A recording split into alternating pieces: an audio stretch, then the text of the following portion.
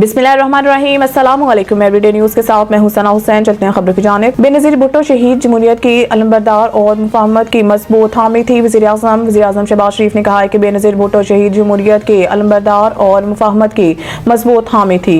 बेनज़ीर भुट्टो शहीद की बरसी के मौका पर अपने पैगाम में वज़ीर आज़म शहबाज शरीफ का कहना था कि आज हम शहीद मोहतरमा बेनज़ीर भुट्टो की 17वीं बरसी मना रहे हैं। बीबी शहीद जमहूरियत की अलमबरदार और सियासी अमल में मुकालमे और मुफाहमत की मजबूत हामी थी। उन्होंने कहा है कि बीबी शहीद हिम्मत और इस्तिकामत की अलामत बनी थी।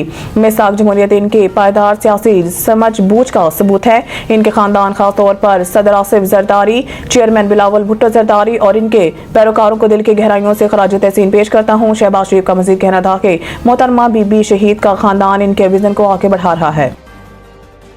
साल 2024 में मखसूस सीटों का केस सुप्रीम कोर्ट का अहम तरीन मुकदमा रहा। फैसले के खिलाफ नजरसानी अपील ताहाल समात के लिए मुकर्रर ना हो सकी। 7 माह से पार्लियामेंट भी नामुकम्मल है। मखसूस नशिस्तों से मुतालिक पेशावर हाई कोर्ट के फैसले के खिलाफ सुन्नी इत्तेहाद कौंसिल ने अपील दायर की तो जस्टिस मंसूर अली शाह की सरबराही में जस्टिस अतर मिनल्लाह और जस्टिस मोहम्मद अली मजहर पर मुश्तमिल 3 रुकनी बेंच ने पहली ही समात पर 6 मई को मखसूस नशिस्तें हुकूमती इत्तेहाद को देने की इलेक्शन कमीशन और पेशावर हाई कोर्ट के दोनों फैसलों को मुअत्तल कर दिया और लार्जर बेंच की तश्कील के लिए मामला प्रैक्टिस एंड प्रोसीजर कमेटी को भिजवा दिया। साबिक चीफ जस्टिस काजी फाइज ईसा, जस्टिस मंसूर अली शाह और जस्टिस मुनीब अख्तर मुश्तमिल 3 रुकनी प्रैक्टिस एंड प्रोसीजर कमेटी ने फुल कोर्ट तश्कील दिया। 12 जुलाई को जस्टिस मंसूर अली शाह की सरबराही में 8 जजेस ने अक्सरियती फैसले देते हुए मखसूस नशिस्तें PTI को दे दी।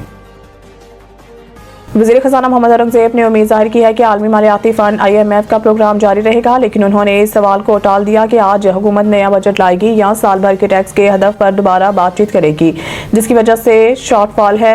टैक्स की बुनियाद को वसी करना, इसके चैलेंजेस अचानक बढ़ गए क्योंकि फेडरल बोर्ड ऑफ रेवेन्यू ने जुमेरात को 1.37 ट्रिलियन रुपए के माहाना टैक्स हदफ में से 50% मुश्किल से हासिल किया। महीने के इख्तिताम में 5 दिन बाकी हैं और FBR को IMF की शर्त पूरी करने के लिए मजीद 1 खरब रुपए दरकार हैं। हुकूमत ने 15% इजाफे एडवांस टू डिपॉजिट टैक्स के मामले पर कमर्शियल बैंकों के साथ समझौता करने का इशारा भी दिया। इसने तस्लीम किया कि नॉन फाइलर्स को अभी भी कानूनी तौर पर जायदादकारों और शेयर्स की खरीदारी को छोड़कर लेन देन करने की इजाजत होगी।